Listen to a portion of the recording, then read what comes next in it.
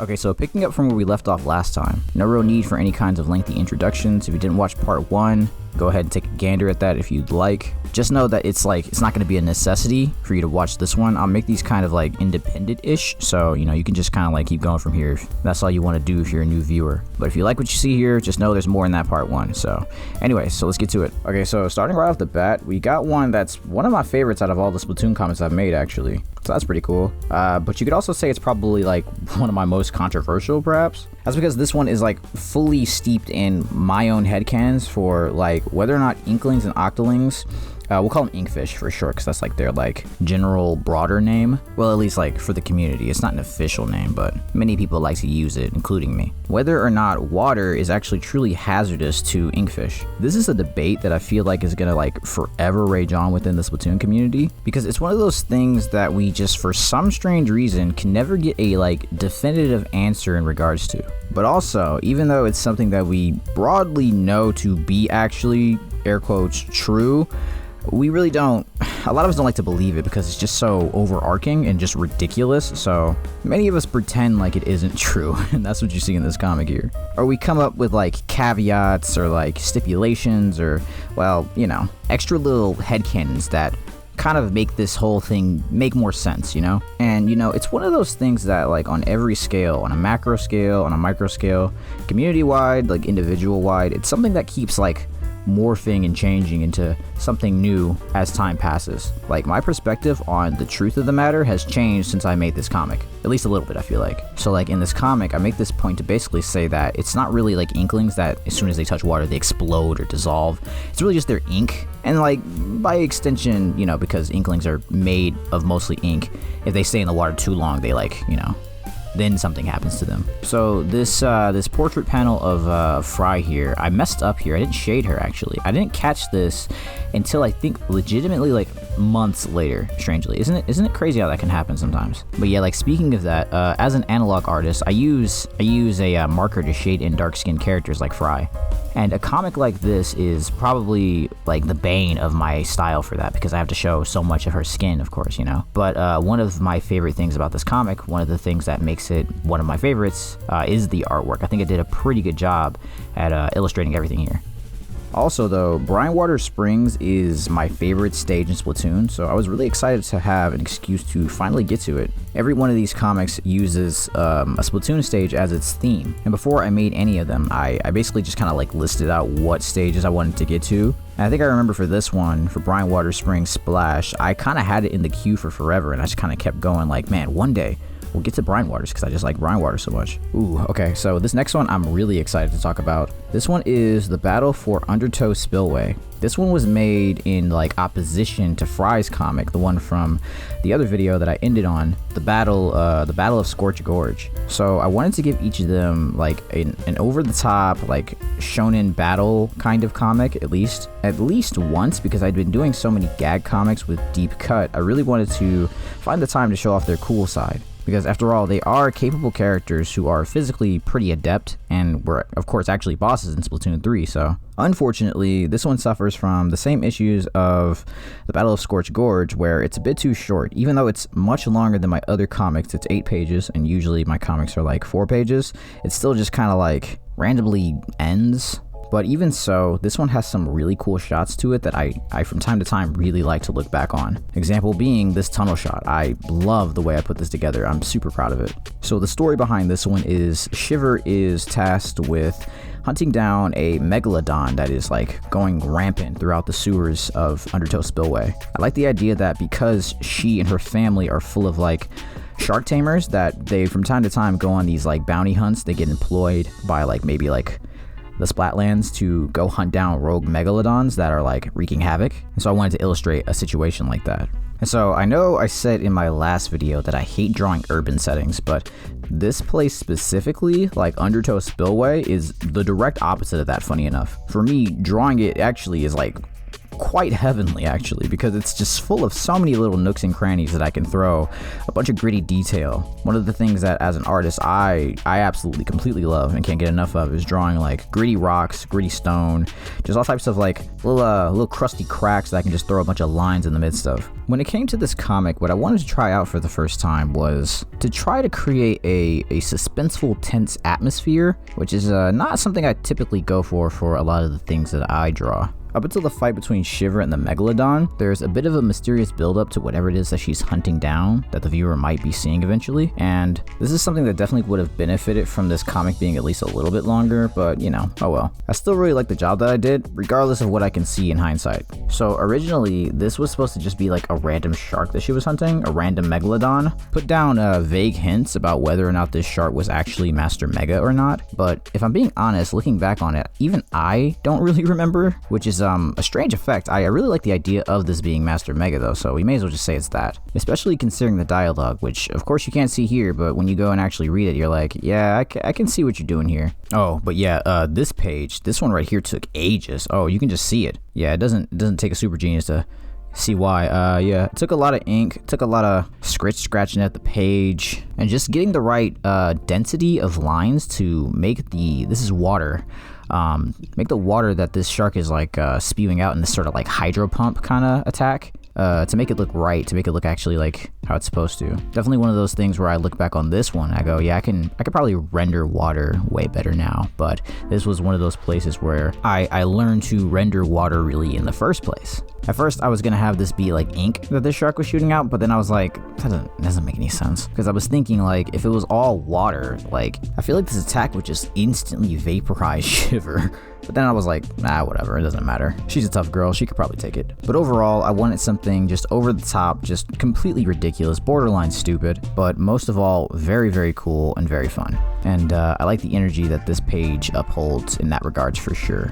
Unfortunately, this next page here is kind of the antithesis of that. Like, it's kind of cool in its conception phases. I really thought it was going to be really cool looking after it was eventually completely inked. But then when we got there, it kind of turned out to be a bit of a whimper. Like, with what is happening here, on paper, no pun intended, it should be really interesting, but it's like, I'm just not a fan of how I executed it. And this right here, another page I'm like not a huge fan of actually either. Like the first couple of panels are pretty bland, but sometimes you just gotta make those in order to get to like the more interesting panels. Sometimes you just got stuff that happens in between the good stuff that, like, you know, information wise needs to be communicated. There's actually a flaw of mine that I'm trying to iron out. Not to say that every panel I make moving forward needs to be bedazzled and flowery, but like maybe not so jank, obviously, you know. But of course, so with that being said, the real thing we're here for is this shot here at the bottom. So I've been making comics for a very long time, way longer than anybody on the internet would ever be able to know, because of course, way back when I was first making stuff, I never posted it anywhere. So historically, I have always had challenges in regards to scaling. That being like keeping things consistent in terms of how big something is in relation to another thing.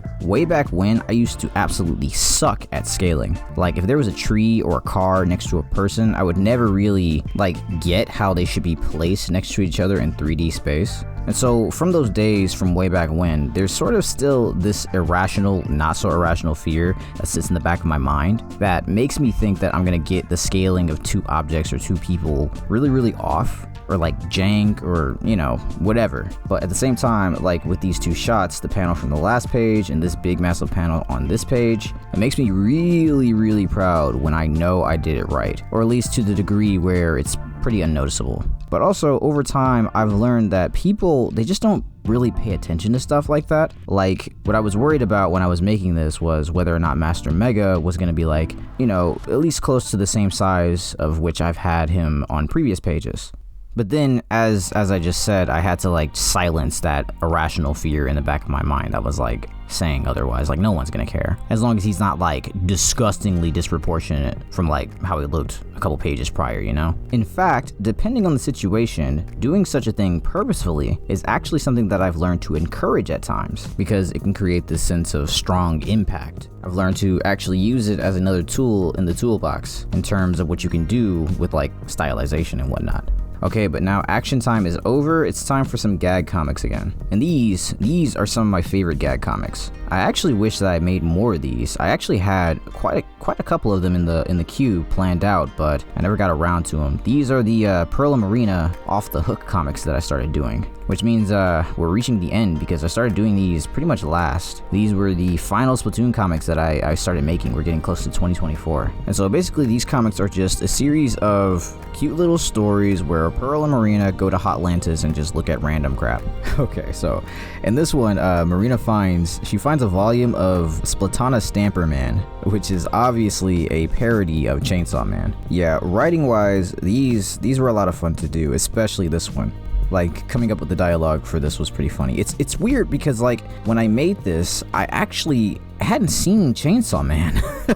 Everything in this I just looked up. That's just how popular Chainsaw Man was at the time, and of course it still is. At the time of recording this, actually, coincidentally, the Rize arc movie dropped really recently. So the big bit of this comic is just the idea that Chainsaw Man is incredibly gratuitous, of course, in everything that it is. Violence-wise, suggestive themes-wise, just all of the above.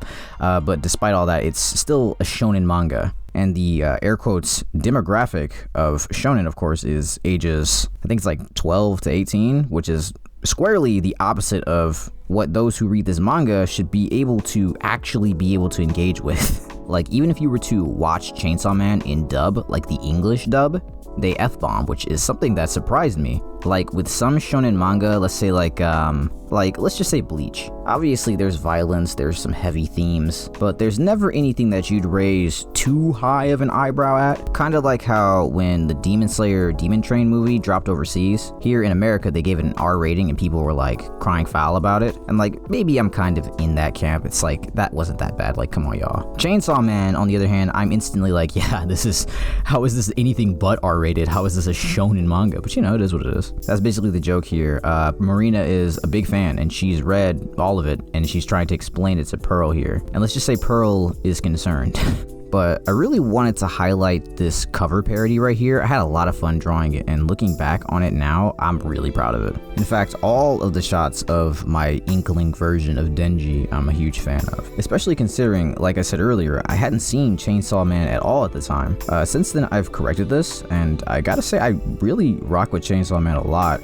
It's a bit too much for me. I haven't seen the Rize movie yet. I really want to see it. But writing-wise, especially character writing-wise, I really appreciate it, which makes me like this comic in hindsight even more. Something I'm really happy about, because kind of would have been awkward if I was like, yeah, actually, no, I don't really like Chainsaw Man. I don't really like Chainsaw Man at all, guys. Sorry.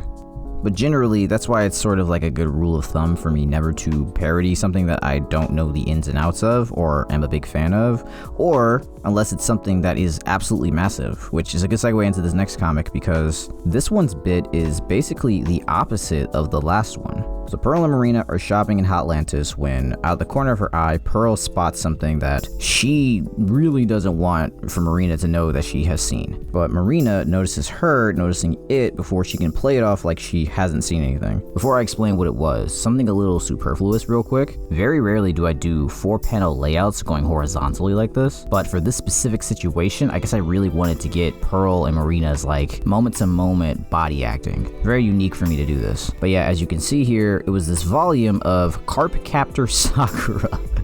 Sorry, when I hear it, I still can't help but like giggle a little, which is good. That means it's good. It's just so ridiculous. I know basically nothing about Card Captor Sakura, but it's so classic and it's so beloved by so many. This is one of those situations where it doesn't really matter. And originally I was gonna pick Sailor Moon, but I feel like Sailor Moon is just a bit too ubiquitous. So I wanted to give another shoujo classic a good spotlight. I looked up a bunch of summaries about it, of course, so that I could parody it properly. But much like the last one, this story is really just about me finding random excuses to just utterly embarrass Pearl in front of Marina, which was gonna be kind of like this running gag for these Hotlantis comics. I remember there was one I had planned where Pearl and Marina play some fighting game. It was gonna be like based off of Street Fighter or like BlazBlue. I think I wanted it to be some type of like over-the-top anime fighter, but like some type of squidified, octified, like Guilty Gear clone. And it was gonna be based around that one artwork we got from that Smash Splatfest we had that one time, where if you see everyone else, I think it's the Squid Sisters and Off the Hook playing together. Everyone else is just chilling with their own like respective control scheme controller. Like 2 of them have like Joy-Cons. I think one of them has a Pro Controller. But if you look at Marina, she's like locked in with this gamer headset on, and is the only one who has a GameCube controller.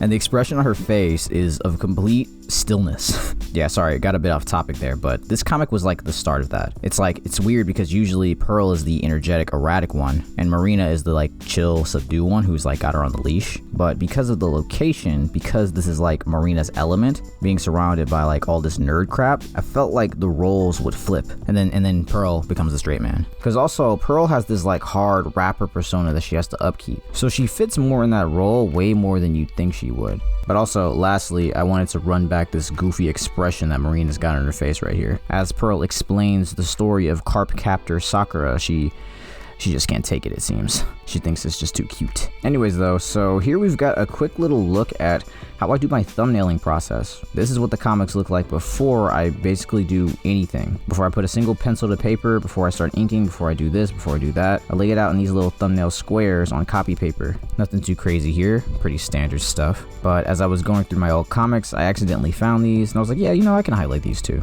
But here we have Ultra Squid. So this comic is the penultimate comic of the lineup, meaning we are almost done here, and the last 2 are pretty short, so like, to be honest, I kind of struggled to even call them each their own comics. You could probably lump them together and think of it as like one 5-page comic, because Ultra Squid is 3 pages, and the next one, which is Sea Snail Man, is 2 pages. I don't think I had ever made a 2-page comic before I did Sea Snail Man, and sometimes I guess that's just how the chips fell. For the little joke that I had in my head for these 2, I guess they just sort of ended up pretty short when all things were said and done. They're also pretty similar in concept. So in this Ultra Squid one, Marina is trying to teach Pearl the difference between the real Ultra Squid Man and fake Ultra Squid Man. Then she shows how much of a tokusatsu nerd she is by going on this impassioned ramble, I guess you could say, you could call it that, telling Pearl every in and out of the story between the real Ultra Squid and the fake Ultra Squid. And with stuff like this, it always kind of worries me a bit, because what I did here was I just put a massive paragraph of text with her going on this long ramble. It's like that moment in One Punch Man when Genos like tells his backstory to Saitama, and it's just this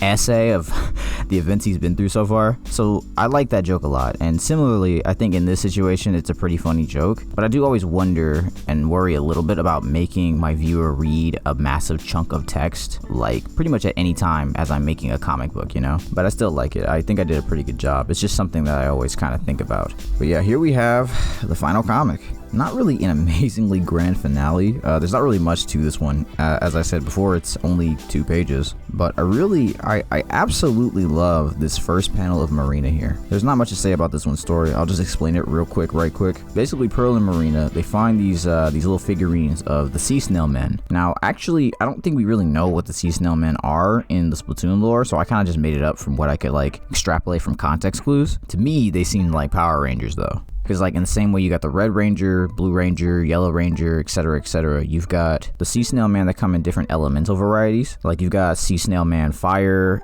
Sky, Darkness, Ghost. So that's kind of like the conclusion that I came to. And so the joke here is that like, well, for me at least growing up, when it came to these like colorful teams with a theme, there was always at least one where like if you liked it, people would like make fun of you. Like there was always one that was definitively the lame one, and so Pearl likes the lame one, which is Sea Snail Man Love. But I thought it made sense because, you know, everything that has to do with Pearl is like pink, and so it's just another bit of her being hard on the outside, cute on the inside. But yeah, there definitely wasn't much substance to this one. It was just a little random thing I came up with. But I did really like this first panel of Marina, which is why for this outro, I don't really do outros, but F it, we'll call it an outro. To say my goodbyes, I'm just gonna hover over it a bit, and maybe also I'll take a little bit of extra time to talk about how I really did enjoy drawing Pearl and Marina for these final ones though. And even though I'm done with the Splatoon comics, I am a little bit like, maybe not necessarily regretful, but for sure I do miss drawing them, so I gotta draw more of them in the future, just in other forms like other fan arts and whatnot. But anyways, that's it. I hope you guys like these comics. I'll have other comics to show in the future. The next videos I'm gonna make